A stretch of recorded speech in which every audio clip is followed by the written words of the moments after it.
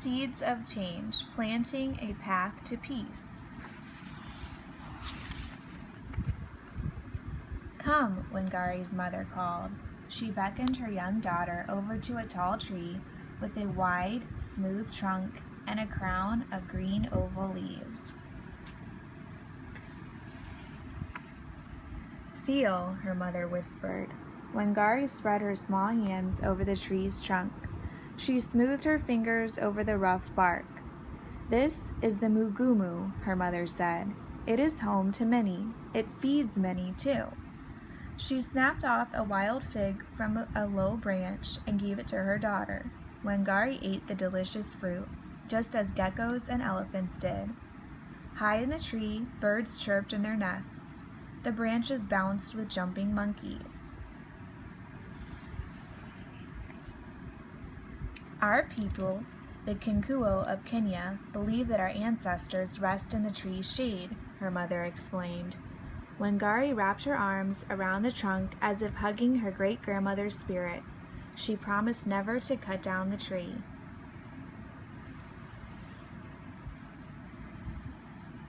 Each year, the mugumu grew, and so did Wangari. As the oldest girl in her family, she had many chores. Every day she fetched water, clear and sweet, from the river.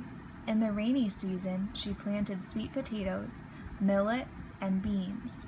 When the sun shone brightly in the dry season, she shooed the chickens into the shade.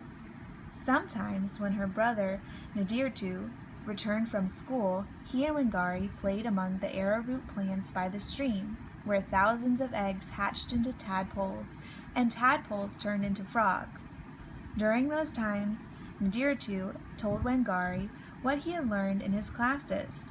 Plants give air for people to breathe, he said. 20 divided by 2 is 10. There are 7 great seas to sail.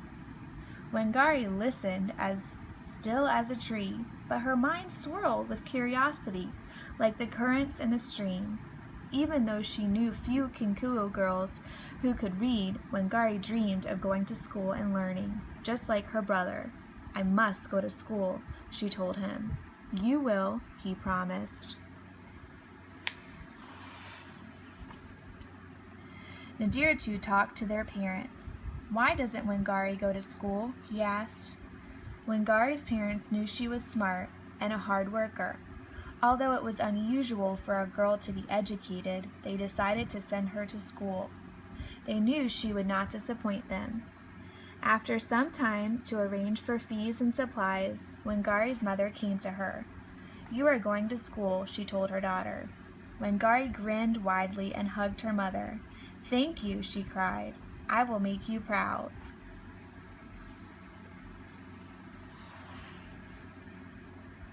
Wangari walked the long road to a one-room schoolhouse with walls made of mud, a floor of dirt, and a roof of tin. In time, she learned to copy her letters and trace numbers.